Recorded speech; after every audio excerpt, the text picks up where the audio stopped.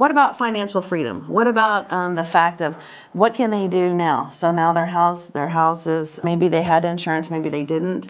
But what can you give them as an insight moving forward from now? Yeah.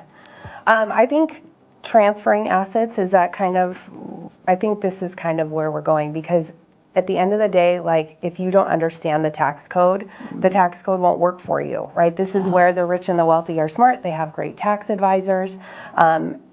The questions have to be asked, right?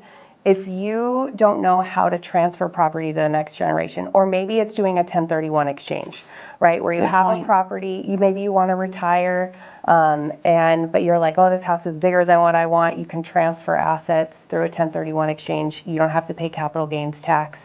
Also, if you have certain federal exclusions that are allowed, right? Single versus married, $250,000 to $500,000. There's a lot of different options, and the last one would just be capital gains. Like, if you've made improvements to your house, keeping good records of the improvements you've made so that those don't get lost. Because what happens is you buy a house 30 years ago, 40 years ago in some cases, right? And you don't keep track of those receipts over time. And you forget you remodeled your kitchen 6 times, right, over the last 40 years, or, bathroom remodels, roof.